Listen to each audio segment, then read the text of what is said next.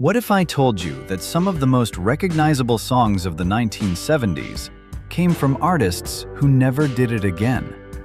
These songs took over the radio, reached #1, and never left people's heads. But here's the strange part. Most people remember the songs, not the artists behind them. Today, we're going through 10 one-hit wonders from the 1970s you instantly recognize. 10.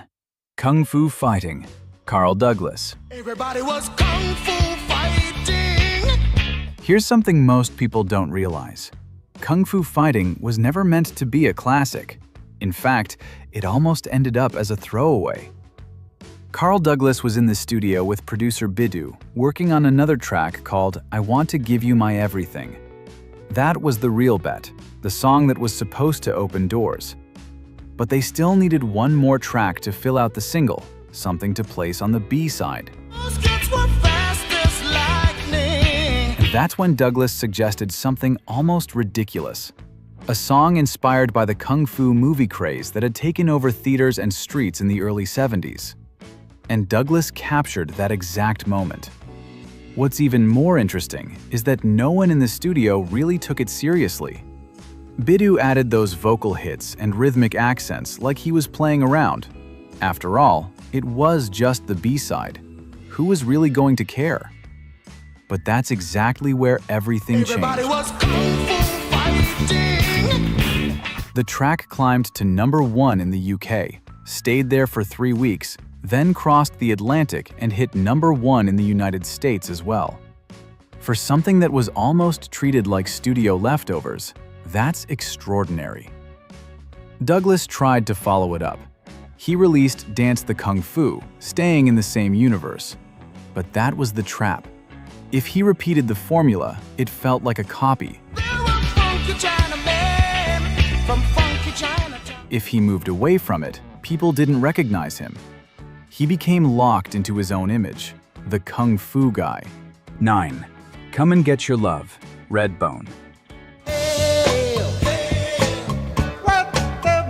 There are songs you recognize in seconds, and then there are songs that, before the voice even comes in, have already taken over your brain.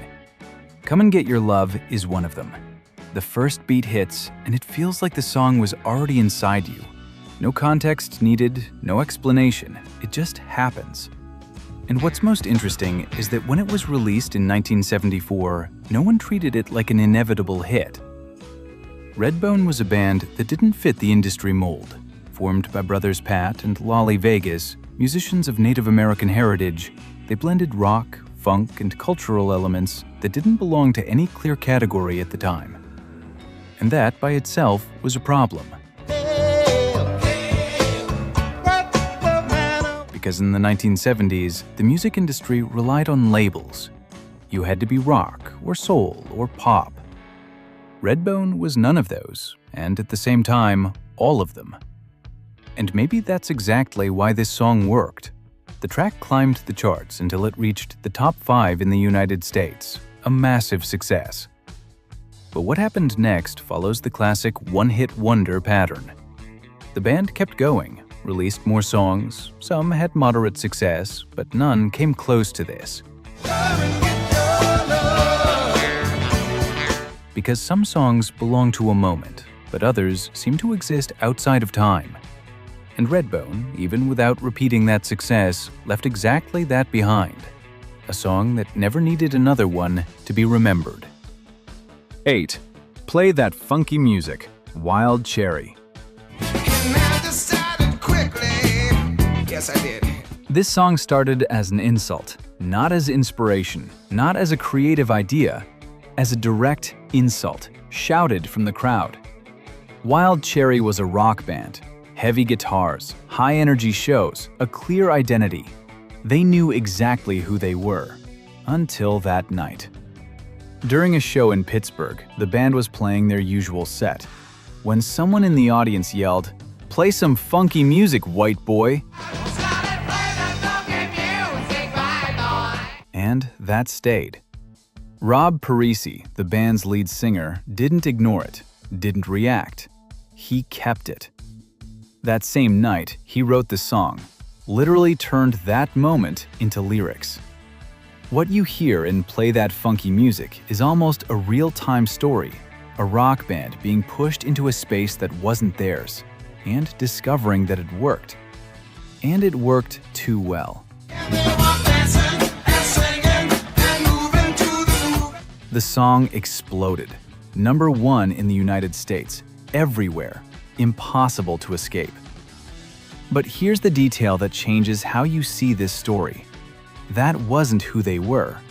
It was an adaptation, a response to the crowd, an experiment that worked, maybe too well. And what stands out to me isn't the success, it's the consequence. Because every time Wild Cherry tried to go back to rock, the audience rejected it.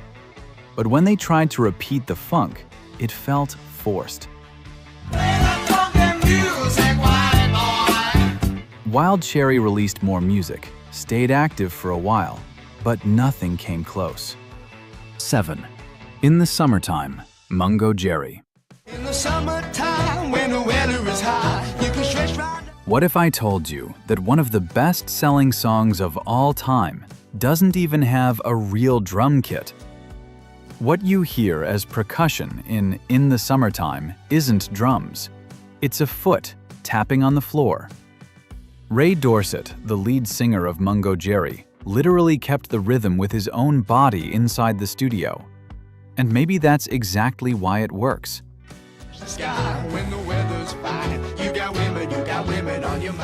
The track was released in 1970 and exploded.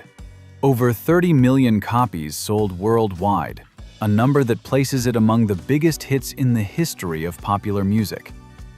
And here's the point that changes everything. How do you repeat that? How do you recreate a song that was born from chance, from simplicity, from having no pressure at all? Mungo Jerry tried to keep going, recorded new material, stayed active. But what stands out to me is this. Their success didn't come from a system, it came from a moment. And moments like that don't repeat. Have a drink, have a drive, go out and see what you can find. Because In the Summertime isn't just a song, it's a feeling. 6. Dancing in the Moonlight, King Harvest. Dancing in the moonlight, everybody's feeling. This song shouldn't sound this happy, because it was born out of one of the most violent moments in the life of the man who wrote it. Sherman Kelly was in St. Croix in the Caribbean when he was attacked by a gang, beaten, left on the beach. He survived, but spent days recovering, alone, trying to process what had happened. And that's where he wrote Dancing in the Moonlight. We get it almost every night. But not as a reflection of what he lived through, as the opposite. While recovering, he began to imagine a place where none of that could ever happen. A world where people could gather at night without fear, where no one was attacked, where everything felt light, safe, almost perfect. And that's exactly what you hear in the song. It's not a party, it's a refuge. The track was recorded and released with little expectation. Dancing in the moonlight, everybody's feeling. But slowly, it began to grow, until it became one of the most recognizable sounds of the decade. 5. Magic. Pilot. There are songs that feel too light to change someone's life. Magic is one of them. It comes in gently, no rush, no effort, and within seconds, it's already in your head. What's interesting is that nothing about it seems extraordinary. No heavy riffs, no dramatic vocals, just a simple melody. Almost too optimistic to be taken seriously. But that's exactly what made it came from Scotland, virtually unknown outside the UK. And when they recorded Magic, they weren't trying to reinvent rock. They were just trying to make a good pop song. That's it. But beneath that simplicity, there was something most people don't notice on the first listen. Absolute control. The production was handled by Alan Parsons, someone who understood better than most how to balance clarity and impact. The result? Top 5 in the United States, Number 1 in Canada, one of the most played songs of its time. Pilot tried to keep going, released more singles, even had success in the UK with January. But outside of that, the impact never returned.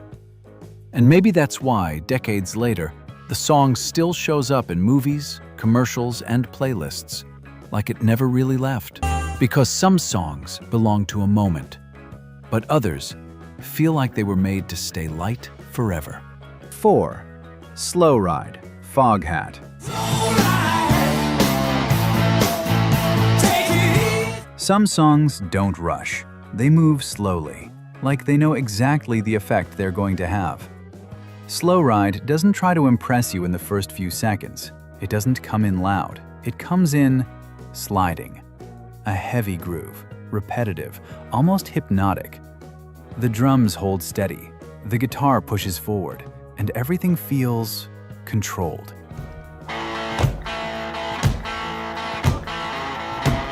And that's the secret, because this song wasn't made for the radio, it was made for the stage. Foghat came out of British blues rock, but found their real audience in the United States, playing long sets, building their reputation on the road. They weren't a band built around singles, they were built around volume, improvisation, and feeling the music in real time. And Slow Ride is exactly that. Even without reaching the top, the song peaked in the top 20 in the United States. It did something rarer. It stayed. It became the sound of the open road, of windows down, of memory, of freedom. And maybe that's the most interesting part of this story. Foghat was never a band of big chart hits, but they had a very clear identity. And Slow Ride became the moment where that identity was captured perfectly. 3. I Can See Clearly Now, Johnny Nash. I can see clearly now, the rain is gone. In 1972, a simple song managed to do something rare. Make millions of people feel better at the same time. I Can See Clearly Now by Johnny Nash reached number 1 on the Billboard Hot 100 and stayed there for 4 weeks. It was light, positive, easy to sing, and completely different from the heavier tone that dominated part of the music scene at the time. I can see all obstacles in my way. But this success didn't come out of nowhere. Johnny Nash already had years of experience, and in the late 1960s, he spent time in Jamaica where he was exposed to reggae. He became one of the first American artists to bring that sound into the mainstream, blending Caribbean rhythm with pop. And that's where I Can See Clearly Now came from. There's a widely told story that Nash wrote this song while recovering from eye surgery. While not every detail can be fully confirmed, the metaphor fits perfectly. I can see clearly now, the rain is gone. Seeing again, gaining clarity, moving past difficult moments. The audience understood that instantly. The song became a global hit, played on radio, used in films, commercials, and carried across generations. But here's the pattern. Despite continuing his career, Johnny Nash never reached the same level of international impact again. Not because of a lack of talent, but because that song already gave the audience exactly what they wanted, in a complete way.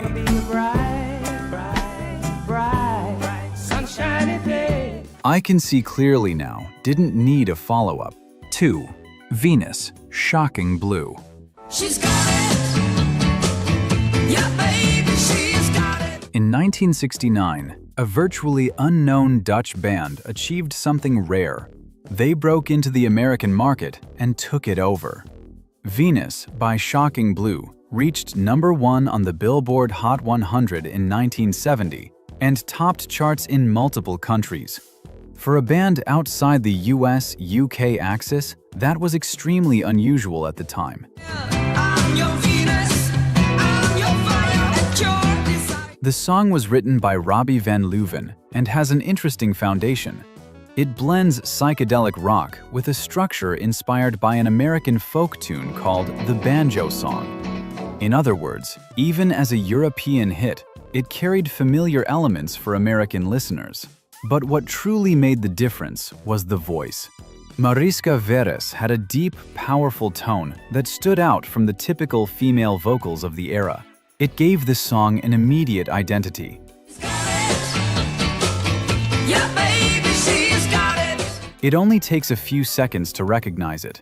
The result was explosive. Over 1 million copies sold quickly, global success, and a song that has lasted for decades, even returning to the top in the 1980s with a version by Bananarama. But the pattern repeated. Shocking Blue stayed active and had some success in Europe, but never reached the same level again in the international market. And the reason is clear. Venus already delivered everything. I'm your Venus, and I'm your fire, your desire. It was simple, memorable, and immediate. A combination that's hard to repeat. When a song defines a band's identity so completely, everything that comes after feels smaller. And that's exactly what happened. Even so, the legacy remained. Because very few songs managed to do what Venus did, come from an unexpected place and conquer the entire world. 1. My Sharona, The Knack. My little pretty one, my pretty one. When you In 1979, one song completely took over the radio, and did it almost instantly. My Sharona by The Knack spent 6 weeks at #1 on the Billboard Hot 100 and became one of the most played songs of the year. For many, it marked the end of the 1970s and helped shape the sound that would define the next decade. But what makes this song different starts before it was even released. It was inspired by a real person. sometimes Sharona, will you make my motor run? Doug Fieger, the band's lead singer, wrote the song after becoming obsessed with Sharona Alperin, who was just 17 years old at the time. That obsession became the core of the lyrics, direct, repetitive, and impossible to ignore. And you can hear it. The guitar riff is immediate, the rhythm is urgent, and the chorus, it just doesn't leave your head. My Sharona. The result was a phenomenon. Over 1 million copies sold, massive success across the United States, and constant presence on radio, television, and eventually films and pop culture. But that success created a problem. The Knack was promoted as the next Beatlemania. Expectations rose too fast, and when that happens, the next step becomes almost impossible. Never gonna stop, give it up, such a dirty mind I wish. Their follow-up releases didn't reach the same level. Critics turned against them, and the band became trapped by its own debut. My Sharona was simply too big to repeat, too big to outdo. And maybe that's why it still works today. Because some songs become hits, but others define an entire moment. And when that happens, you don't just remember the band, you remember exactly where you were the first time you heard it.